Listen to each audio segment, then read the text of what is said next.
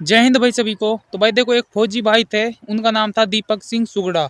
और वो उत्तराखंड के गंगोली हाट के रहने वाले थे। और वो जो है देश के लिए शहीद हो गए थे। उन्होंने देश की रक्षा में अपनी जान दे दी। तभी उनका जो पार्थिव शरीर है वो उनके गांव आता है। तो उनका जो पार्थिव शरीर है वो एक एम्बुलेंस में लाया।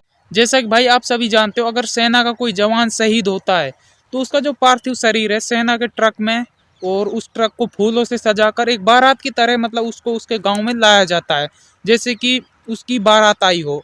और भाई उसको मतलब काफ़ी ज़्यादा सम्मान दिया जाता है आम आदमी की तुलना में।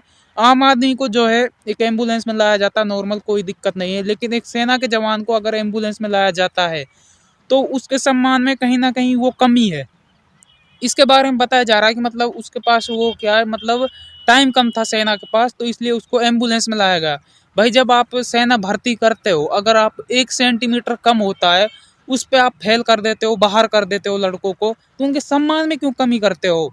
उनको पूरा सम्मान मिलना चाहिए ना। उनको अगर सेना के ट्रक में लाया जाता है तो सेना के ट्रक में ही उसका पार्थिव शरीर लाया जाना चाहिए था उसके गांव में।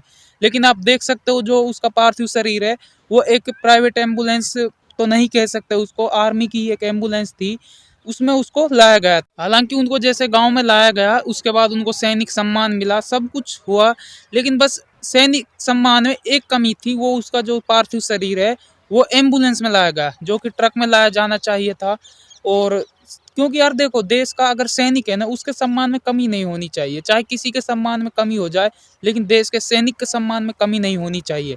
क्योंकि जो फौज देश के लिए करती है वो और कोई कर नहीं सकता, जो एक सैनिक देश के लिए करता है वो कोई भी नहीं कर सकता। तो भाई आप इस सैनिक सम्मान को लेकर क्या सोचते हो? मतलब ये सही है या फिर कमी है सेना की ओर से? तो इस चीज़ के बारे में आप कमेंट जरूर करना। अगर आप कमेंट नहीं करते हो तो मैं यही समझूंगा कि आप इस चीज़ को लेकर सहमत हो। कोई दिक्कत नहीं है अगर सैनिक सम्मान में कोई थोड़ी बहुत कमी आ जाए।